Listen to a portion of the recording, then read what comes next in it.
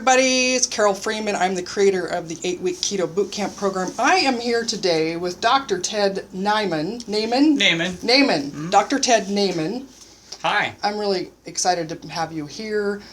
You have quite a following on the what is it called? The Twittersphere? Twittersphere, sure. Yeah. So will you share with everyone your credentials, who you are? Oh, right. Okay, so I'm a family practice doctor here in the Seattle area. You and I are local in the Pacific Northwest. Yeah. And I'm a board-certified family practice physician. I work for Virginia Mason Medical Center, which is just a big, local, cool hospital. Yeah, that's fantastic. So we have a real doctor in the house, people. So not just one that plays one on the internet. That's right. Yeah. Well, so I want to know then about your background. You are following a low-carb, ketogenic diet somewhat, or what do you call your dietary approach? You know, it's really just basic low-carb. I haven't really used the word paleo. I haven't really used the word keto necessarily. I'm basically just restricting carbohydrates. That's my main angle. Okay. Well, we're going to dive into that a lot more too, but before we get to that, I want to know, what led you to be a doctor? What's your story coming up to that? Oh, wow. Okay, so I got an engineering degree, actually, mechanical engineering, here in the Seattle area. And I really wanted to work for Boeing Aerospace. And the year I got out of school, they laid off 1,000 engineers at Boeing, and nobody could get a job. And I was so depressed that I just went back to school. And I just randomly, last minute, decided to go to medical school. So, I never even took general biology. I just took the MCAT cold and applied like the last day I could, and somehow got into medical school, and then here I am. It's a kind of a weird story. Yeah, well, it sounds like it's maybe a little serendipitous then, that something led you there, perhaps? Yeah, hopefully. So not a family medicine background? No. It's not my lifelong dream to be a doctor. It was I just randomly ended up here. Wow. And well, that's pretty remarkable. Speaks to your probably your wit and intelligence that you could just take the MCAT cold. I don't know about that, but thank you. Okay. All right. So that was how long ago then? Oh gosh, wow. I got out of college in 93. And I went to medical school and graduated in 1997. I'm old as dirt. Yeah, I'm super old. Well, that's all really that good fat keeps you nice and young. I like to think so. Yeah. So what's it been like being a family practice doctor for, what, about 20, not quite 20 years then? Right. I mean, it's a great career. I have job security for miles. Yeah. I'm really glad I ended up where I did. I'm very happy with it. Yeah. Great. Excellent. Do you have anything that you see a lot of patients for? Do you see kind of a trend of what comes in, or is it all sorts of things? Oh gosh. Well, okay, so my special interest is hyperinsulinemia and metabolic syndrome, and kind of like when you have a hammer, everything looks like a nail. Yes, yeah. I started realizing, wow, all of these chronic diseases that I'm seeing are all just different flavors of hyperinsulinemia. Okay. And so that's kind of my angle. Yeah. Well, so for people watching that don't know that fancy word of hyperinsulinemia, how would you describe that to maybe one of your patients that's coming in? Right. This is someone who has insulin resistance. This is someone whose insulin levels is way higher than other people. Okay. So I have patients who are very insulin sensitive, and they tend to be really thin, and all their labs look great, and their fasting insulin level might be 2, 3, 4, 5. Okay. The average fasting insulin level is 8 in this country. And then I have other patients who are insulin resistant, and they tend to be obese and pre-diabetic or diabetic, and their insulin level can be 10 or 20 or 30 or 40 or 50. So you could have order of magnitude higher insulin than insulin sensitive person, and then you have all these chronic diseases as a result. Okay. The interview I just did yesterday was with a girl that her insulin was at 70 before she started doing keto. Fasting insulin? Yeah. I've seen a little bit higher, but not by much. Yeah. She pretty was dramatic. In her 20s with that too, so that was starting early. Yeah. Yep. So do you ever see lean people that have hyperinsulinemia? I do, although for the most part, body fat mass mirrors your fasting insulin level pretty linearly. Okay. Interesting. And so then what percentage of the population are you seeing that are having this hyperinsulinemia? Well, we actually have studies that show that it's about 80% of the general population. Wow. Yeah. Wow. So it's pretty much freaking everybody. Right, right. And the scary thing is that if nothing's done with that, it's leading to diabetes and all these other absolutely complications that you're seeing. Yeah. Yep. We've got a huge crisis on our hands. We got a crisis. It's an epidemic. It's huge. It's basically everywhere. Yeah. Well, so you look at research a lot, and you look at studies of all of this. And so how did you get to the place where, have you always been a carb restrictor, or how did you get to that place? Oh, no. Wow. Okay. So I was actually raised sort of vegetarian. Okay. I was a vegetarian for a long time. You're from the Northwest then, right? I'm from Denver originally. Oh, okay. And I went to medical school at Loma Linda University in Southern California, which is this famous blue zone with nothing but vegetarians. Okay. It's a vegetarian mecca. Yeah. And it's a vegetarian school. I had a vegetarian training.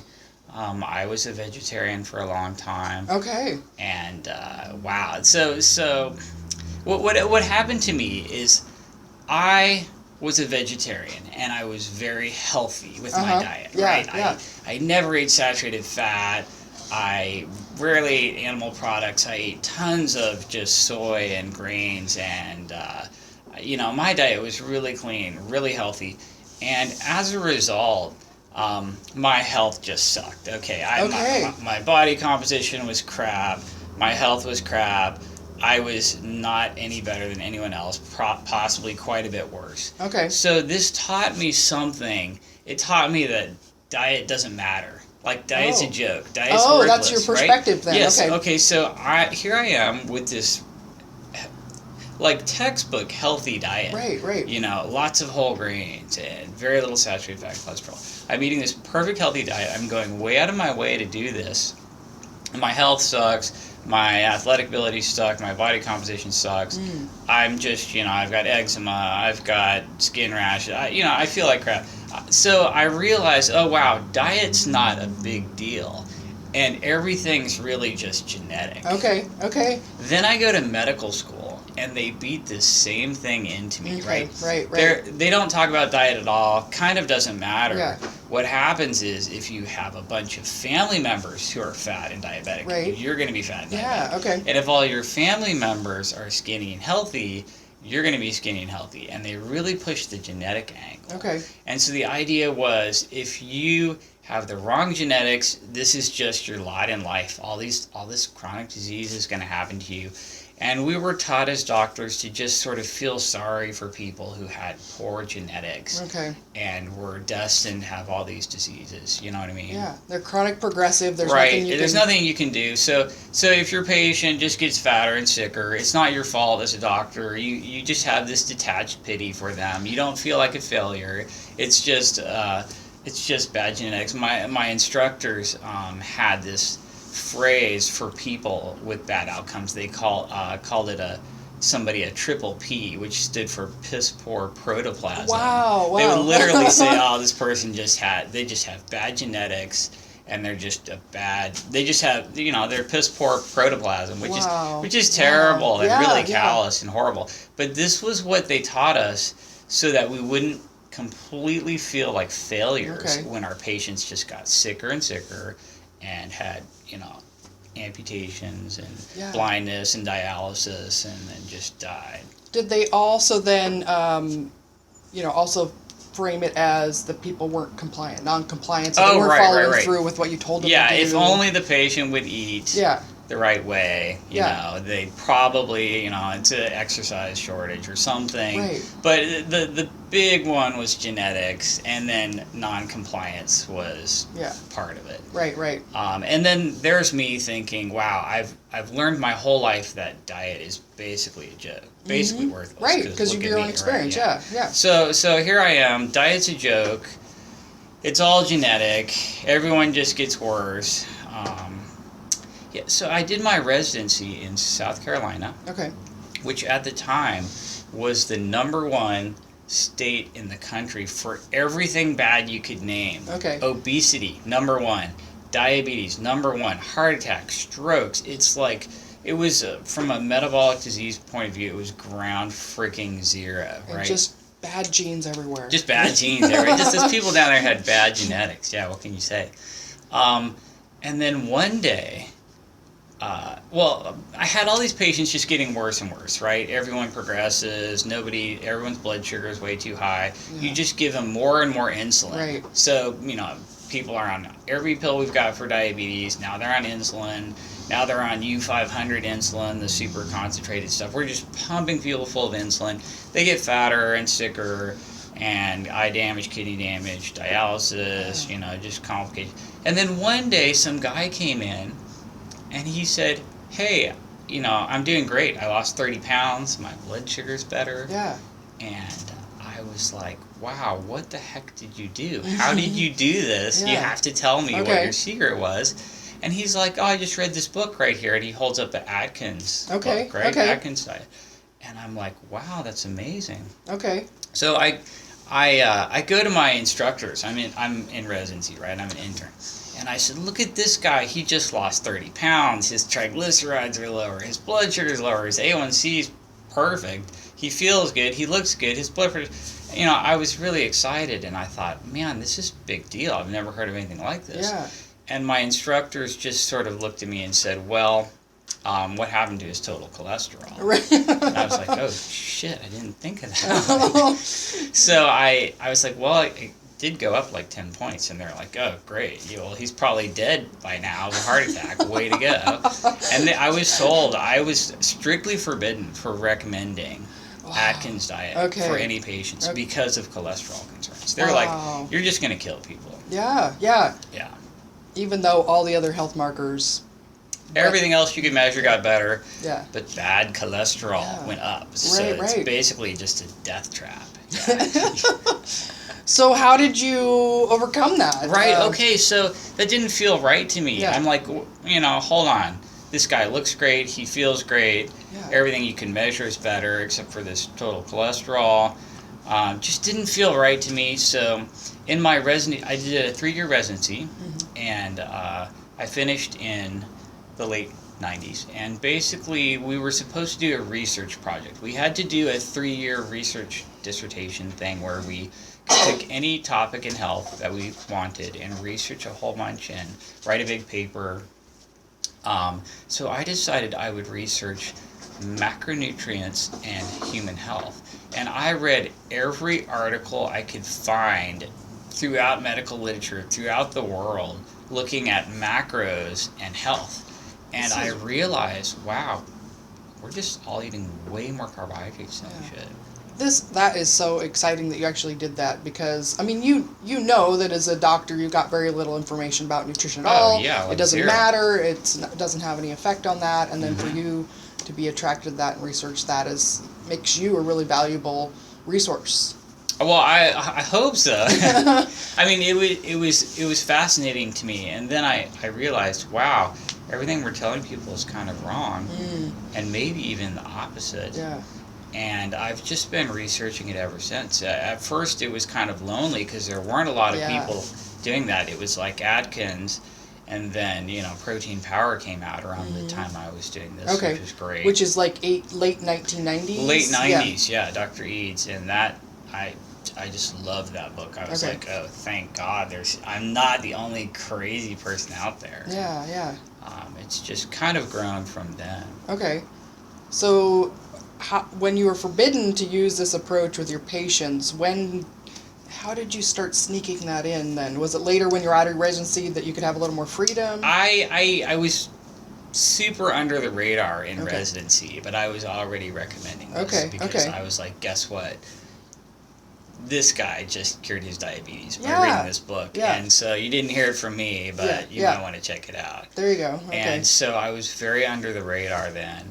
And sadly, I'm still a little bit under the radar because I have a lot of colleagues who just think this is, not the way to go. Right. Yeah. Now, what do you attribute that to? Really, it's fear of cholesterol and coronary artery disease. Yeah. Okay. I think the main problem that everybody has. Let me pause for a minute. Oh, sure. This is on the keyboard, and he's on the keyboard, so. There we go. All right. Carry on. Yeah, I mean, I think the main problem people have is theoretical concerns about cholesterol and saturated fat and coronary artery disease. Yeah. Well, and you know, this last weekend I was at Low Carb USA. Oh, how was that? Oh my gosh, it was amazing. I'm you gotta jealous. you gotta go next year. Yeah, I'm really jealous. You gotta be on the speakers list next year. Yeah. Well, so Dr. Eads was there speaking, Right. and all the big names and the clinicians and all of that, and totally lost what I was gonna say about. I got so excited about thinking about the conference again. Oh gosh, okay, I'll have to come back to that then. Sorry. Who were your favorites at the conference? Oh my gosh. I mean, everybody was really great. I have to say that I really loved listening to Dom D'Agostino, because my own journey to a ketogenic diet was related to crush injuries to my legs after a car accident, but then about 8 months later I ended up developing post-traumatic hypopituitarism. But all the doctors that I was seeing was, even the neurologist that I saw was like, oh no, we don't think you had a brain injury, so therefore you can't have this. And that would have come up right after the accident. And it turns out that I actually, I found research articles where there's neurologists out there saying, hey, look, people, this is common that doesn't come up until 8, 12, or even 60 months after these injuries. And you need to watch for this because this is a really big deal. And so I ended up finding that research myself. And even though I was showing that to the doctors I was seeing, they were like, they wanted to dismiss it. And so anyways, I have a really, heightened interest in how a ketogenic diet and ketones help the brain heal and give it energy. And so he started, he's done research in a bunch of different areas of how ketones are beneficial in the body. And one of those is he started presenting research about how after some kind of a traumatic brain injury, whether it's like from a car accident or combat veterans or sports injuries, that the GLUT receptors in the brain shut down. And I was like, that explained all the symptoms that I had after that set in. And then as soon as I switched over ketogenic diet, within days, it was like all of that subsided. It's like, oh, so seeing his research and seeing the why behind what was going on for me and why it worked was like, it literally brought tears to my eyes, because I was like, oh, there's an explanation for it. It wasn't just this placebo effect that I had, and there is somebody that's doing that research. And so, I couldn't get enough of all the biochemistry and stuff that he was presenting. So I would say that was kind of my top. But also Gary Taubes was there, right. And he's just phenomenal. Like his work that he's done has been so important for helping transform getting the information out to just the average everyday person, and helping switch that. So, Volek was, Dr. Volek was there as well, and that was really fantastic. Just being in there with all those people, Dr. Eric Westman as well, and really, really phenomenal people that are all there. And then the conference culminated with a couple of speakers that talked about how can we change, the face of healthcare. How can we change the paradigm of what we're in, where it's, you're not allowed because everybody's afraid of cholesterol and heart attacks and things like that. So they talked about how it has to be a grassroots approach. Right. That really, people that are following this diet and having health transformations, and then sharing that with their friends, and then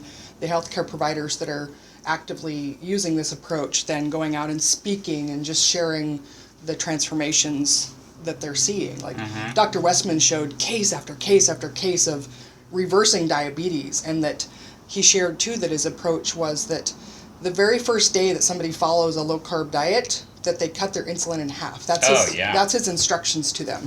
And that just shows you how powerful that is. That's right. That day one, you get to cut your insulin in half. That's exactly right. So, that's a whole side note about the Low Carb USA conference that was really phenomenal. Yeah, awesome. Yeah. I got to go next year. I'm really jealous. Well, you can get tickets through Sunday for $199 on their website. Yeah. Cool.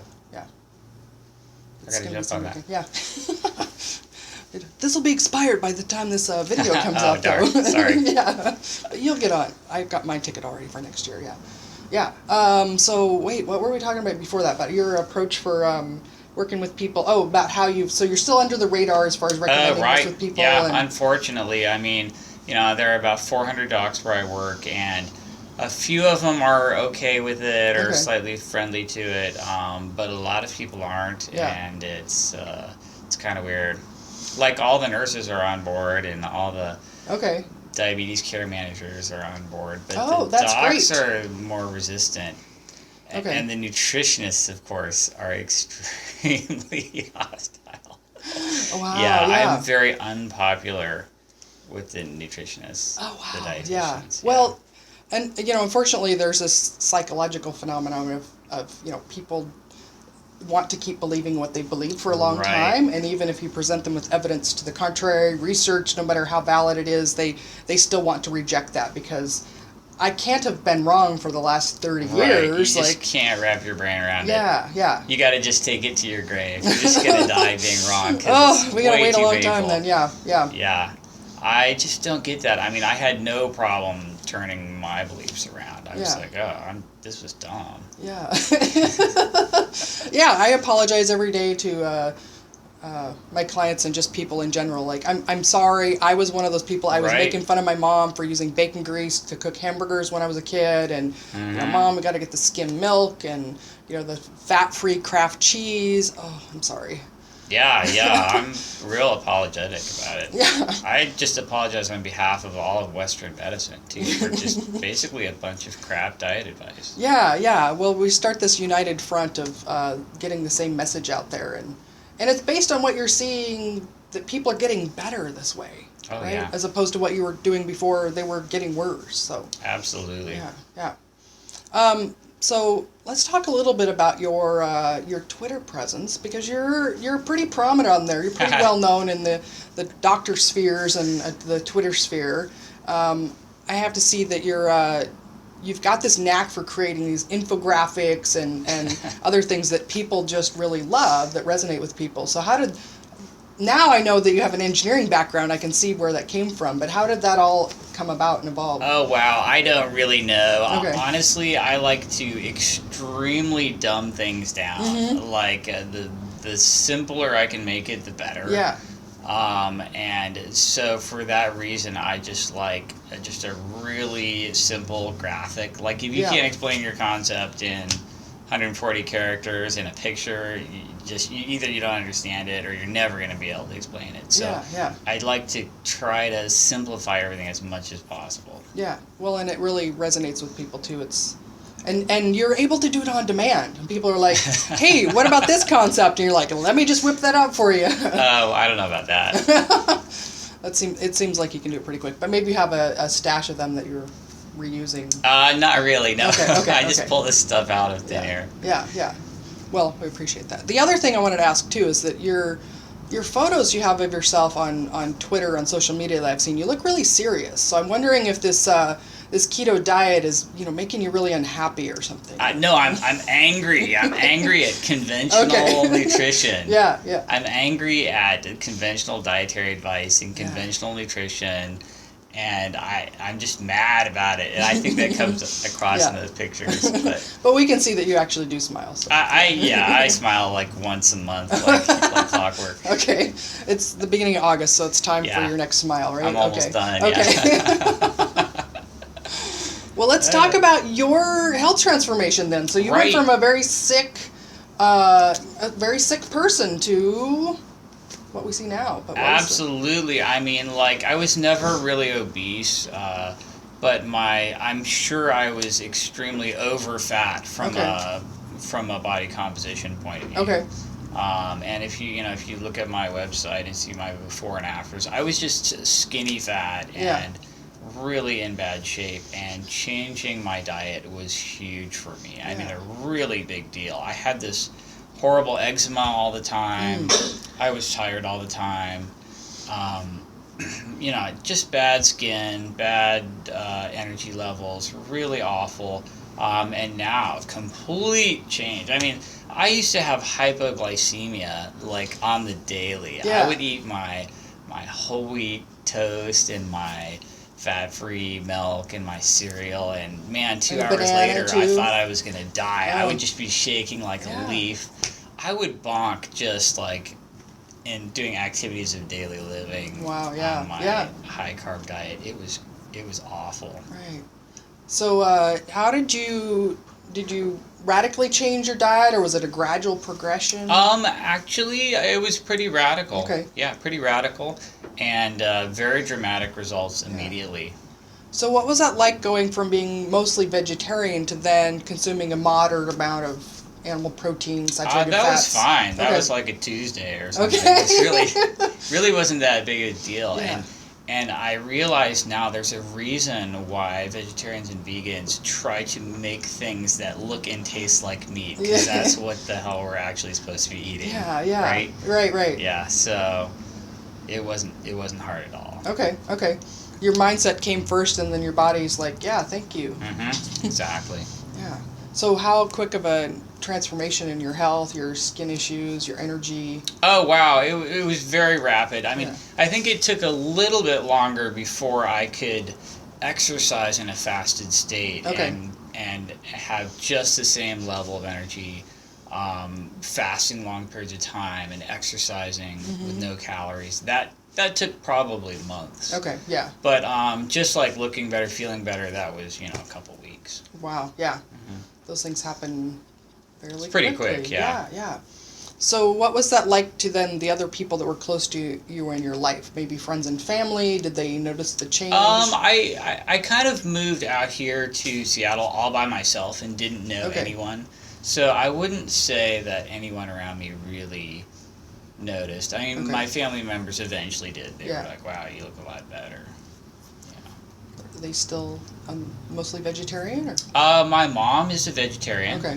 But the rest of my family, my sister's a doctor, and she's completely jumped on board with this, and she's doing awesome. Oh, that's great. And we'll get one more on the on the train. Yeah. All right. Well, so you also are known for promoting efficiency of physical activity. Right.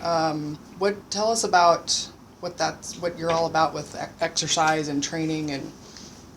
Yeah, so I feel like exercise, we've really made it this thing that is basically not sustainable for most people, right? You have to have a gym membership, and you have to have a personal trainer, and you have to block out 3 hours of time, and you have to pack your gym bag and drive to the gym and put your stuff in a locker and change your clothes and take your snacks and your drinks. Bring your towel. Yeah. You got your pre-workout, you got your intra-workout, you got your post-workout. And this is just a giant load of crap. and I really want to democratize resistance training, because it is incredibly shocking how very little you actually need to get results. And nobody sees or understands this, because the changes from exercise are so gradual, you don't really see it. Right. Like, if everyone saw the benefits right afterwards, everybody on the planet would be doing push-ups, pull-ups, and squats to failure in their living room for 5 minutes every night, and everyone would look awesome. Yeah. They'd all be on a low-carb diet, and they'd all be doing just 5 minutes of resistance training, and everybody would be, like, in great shape. But these changes these improvements are so gradual. If you don't know what to do, you never do it. Yeah. Okay. It just never happens. Right, because there's so many different approaches out there, recommendations, and people see the before and after pictures of the protein powders, and gain 40 pounds of muscle in 2 weeks, and because that's their expectation, right? Oh yeah, and then there's so much misinformation and so much like financial stuff out there. It's just ugly. Yeah. So I'm trying to cut through some of the BS on exercise. So what's your approach? What do you recommend then for people to do? How long every day? What kind of exercises? How frequently every week? Well, I think everybody should be doing resistance training of some kind. Okay. Right? You want to do brief resistance, but super high intensity to failure. So I like high intensity training. Okay. Your average person should be doing that 2 to 3 times a week. Okay. If you're more advanced, you could probably maintain with even once a week, but you ideally twice a week. If you're a newbie, you definitely want to do it 3 times a week. So we're talking about 2 or 3 times a week. Resistance training to failure, pretty much all the muscles on your body. Okay. You can do that with weights. You can do that with body weight. But the goal is to hit complete failure with every major muscle group in your body a couple times a week. Okay. And if you just do that consistently, you get some amazing results, even with a super tiny time investment. Yeah. All right. So for the person at home that doesn't even know what resistance training is, or failure even, like, what would that look like for, Tammy Joe that's watching? She's like, this sounds good. 2 days a week? Tell me more. That would be doing basic body movements, like a pushing exercise. Okay. There's really 5 basic exercise movement types. There's a horizontal pushing, which could either be a chest press machine in the gym or a push-up movement. Okay. And you can scale how difficult that is. If you can't do a push-up, you start with a wall push-up. Yeah, then you go to a push-up on a table or a couch. Then you go to a push-up on your knees. Then you go to a push-up on your toes. Then, pretty soon you've got your feet elevated. You can make it harder and harder with body weight. Or you can go to the gym and use the stack and, make the weights harder over time. Okay. So you got a horizontal push exercise. You got a horizontal pull exercise like a row. You've got vertical push and pull, so an overhead press with a machine or with dumbbells or something like that. I think I saw that video of you doing a handstand push-up. Handstand push-ups. That's basically one of the harder varieties, but you can start out with just like a pike position push-up where you're standing and you put your hands down in front of you. And then you want to do some sort of overhead pulling movement, like a pull-up ideally, or an assisted one in the gym. Or a pull down with a weight machine, you know what I mean? And then you want to do some sort of compound leg exercise like a squat. Okay. So you've really got just basically 5 basic exercises: horizontal push, pull, vertical push and pull, a squat. This is the big 5 as described by Dr. Doug McGuff in his super awesome book, Body by Science. Okay. Great book if you don't know anything about resistance training. Why would I want to do it? What the heck is that even? Yeah. Read Body by Science by Dr. Doug McGuff. It's a very, very, very useful book. Okay. So yeah, you just spend 15 minutes doing all these to failure, these big 5, 2 or 3 times a week, and it's consistency. You won't see anything at first, so everyone gives up or no one bothers, or like, why would I do that? But you keep doing it and you get big results. Yeah. Well, and so what are some of those health benefits that? Oh wow! You get tons more mitochondria in your muscles, which is just huge from a metabolic point of view. Why do we want more mitochondria? Right. Okay. So mitochondria are the little energy factories inside all your cells. Okay. Right. All your cells have anywhere from a few hundred to thousands of mitochondria, and your mitochondria actually oxidize all your food, all your calories, either glucose or fat, and produce ATP, which runs your whole body as this energy molecule. Okay. So these are the little energy factories in your muscles. And the problem I see with a lot of patients is that they're on a super low carb diet. They've got that nailed. Maybe they're even fasting. They've got that down. They're a fat burner. They're a fat burning machine. But they have maybe 1 mitochondria in their entire body, right? You got 1 mitochondria. It's fat burning. It's fat adapted. It's burning fat like crazy. But it's just 1. It can't burn a lot of fat. It'll never burn enough fat to get that person the results they want. Okay. But you do push-ups to failure, the next day you've got 2 mitochondria, mitochondrial biogenesis. Your muscle will only make more mitochondria if you convince it that it has to. You have to give it a reason. It will never grow more unless you give it a reason. But you exercise to failure and your muscle's like, oh dang, we almost just died. So your mitochondria, bling, now you've got 2. You do that again, now you've got 4, and then 8, and then 16. And you can literally get way more mitochondria in your muscles than someone who's not exercising. If you look at people who do tons of exercise, they have orders of magnitude more mitochondria in their muscle, and their metabolism just goes through the roof. Like they're just burning calories 24/7. you get so much more metabolic efficiency, and mitochondrial health is basically everything. All these people with chronic diseases, they have very few mitochondria, and their mitochondria don't work that well. They're not that efficient, or they don't oxidize fat well. But so exercise just blasts through all of that. Way more mitochondria, way better mitochondria. It's a huge big deal. So what happens to somebody who's eating a standard athletic diet, they're very high carb and they're active? What kind of comparison do they have for mitochondria? Are they still making massive amounts, or the mitochondria just not very good at burning fuel? Or? If you're exercising enough, like huge volume, huge intensity, huge duration, you can get away with eating tons of carbs. You look at Michael Phelps, who's the Olympic swimmer guy who eats 12,000 calories a day, but he's in the pool all day, and it's this heat sink where how you just lose tons of heat when you're in water all day. So you do a lot of mitochondrial uncoupling, and you're just burning thousands of calories for heat, and he's probably even entering ketosis because the intensity is so high. You burn through all your glycogen and glucose, and you still have to switch over to fat. So you can do enough exercise to basically be able to eat crap and not be and still be in pretty good shape.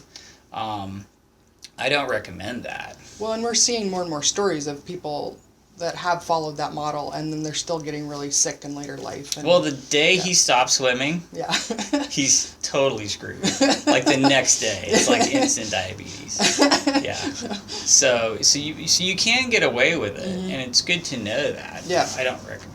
Yeah. Well, and I see it commonly that the weekend warrior marathon runners that they say I run so I can eat whatever I want, but you can tell looking at them that it's not working so good for them. Right. Definitely. Yeah, because I think they end up eating even more. Yeah. So let's see. So health transformation you experienced. What are some stories of things you've seen in your patients with?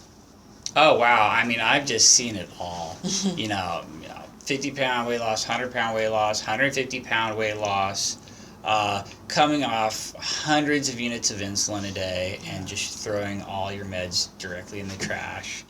I've seen just tons of awesomeness. I mean, really nothing but success. And it's very exciting. It really makes my job easier. Yeah.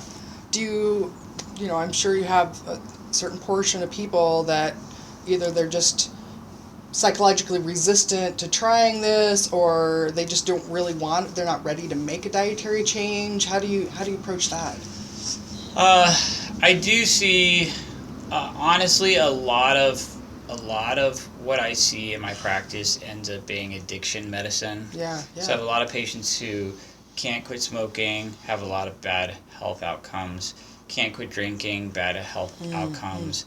I have a lot of patients with opioid addiction and different forms of addiction, and this gives them bad health outcomes. And I have a lot of people who just, quite frankly, have a carbohydrate addiction. It raises dopamine in your brain. Yeah. And if you know something bad is happening to you because you're eating carbs and it is happening to you, having a bad outcome, but you can't make yourself not do it, I mean, that's basically pure addiction. Yeah. And I do have a lot of people who are addicted to carbohydrates. And that's tough. Yeah. I don't have a really great magic solution for that one. Okay. That is tough. But I even have patients who they know this is happening, they admit it, they don't want to be that way, but it still happens, and we just try to come up with coping strategies or way to minimize the damage. Try to be a little more strategic with carbs, you know what I mean? Try to save them for the very, very end of the day so you don't have as far to fall. Maybe try to make them post-workout or post-fasting so you're not going to damage yourself because your glycogen's already tanked up and everything you eat just goes straight to de novo lipogenesis and gets stored as fat. Yeah. Well, and one of the attendees at the Low Carb USA conference that stood out the most to me, we were just at the same vendor booth, and I overheard him sharing with the person running the vendor booth that he says, I've been hooked on every street drug that there is. Right. And he says that, low carb ketogenic diet takes away 80% of my desire to use those drugs. Mm-hmm. But he says, I'll tell you the drug that's been absolutely the hardest to get off of. I'm sure you can guess. Sugar. Yeah. Yeah. He says, I've done heroin and coke and everything. He says sugar is by far the most addictive substance. Sugar is bad. Yeah. And I run into that with people that I work with that, they're going through physical withdrawal from cutting out the sugar and carbs, and it doesn't make any sense to them. They think, oh, this diet must be doing something bad to my body because sugar's legal. So how can it be that bad? How can I go through that? It doesn't make any sense why it makes my muscles hurt. Mm-hmm. And we live in a world where there's this addictive substance on every corner and in every home and people's cars. And I sometimes make the analogy of if people gave heroin as birthday gifts, and you could drive through heroin stores and at the grocery store there's heroin displays, it would make more sense to people why it was so hard to get off of those and why it was we're having this health epidemic. But instead it's this legal substance, and it's what love is, and it's how you show affection for people and celebrate things. And right. Yeah, it's bad. I mean, if you want to wonder if sugar is addictive or not, just look at some 5-year-olds and some candy. Yeah. Well, and even the fact that in hospitals with newborn babies, they use sugar water as the opiate to numb whatever procedures they're going to do. Right. Oh, yeah. Yeah. They know. Absolutely. Yeah. Unfortunately, I have a lot of patients who are heroin addicts because they have a Suboxone license. Okay. And these people have near universal massive sugar cravings, and their diet is just like Mountain Dew and candy. It's just horrible. I mean, there's almost a little bit of crossover there, unfortunately. Yeah. Well, maybe we could figure out a way to help transform that. It's It's a big job. Yeah. Yep. Yeah. Well, I wonder then, what are your top tips for people that are hearing this maybe for the first time, and they're kind of like, yeah, maybe I'm ready to give it a try, make some kind of a dietary change. What are your tips for?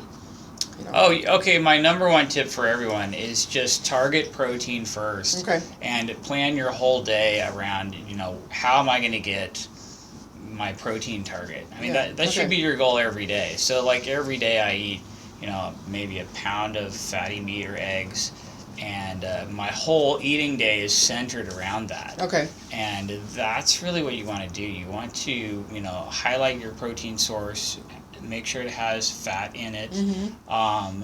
And I'm basically talking meat or eggs. And so many people are, I think, trying to restrict carbs, but they don't first go out of the way to eat what you're supposed to eat. Mm-hmm. So if you make, a 6-egg omelet cooked in butter with cheese, with bacon, with an avocado, with heavy whipping cream in your coffee, and you've built this meal around this giant pile of eggs, you can walk right past the donuts. Yeah, you can walk right past the cupcakes and the garbage at work. And but what you can't do is just say, okay, today I'm going to restrict carbs. Mm-hmm. I'm just not going to eat the donuts, and I'm not going to eat the muffins, and that's not going to work. You're going to be starving. You're going to eat all this stuff. So the goal is, what is the giant 1 or 2 pounds of fatty meat or eggs I'm going to eat today? Am I going to eat a steak the size of my head, cooked in butter? Am I going to make a dozen egg scramble?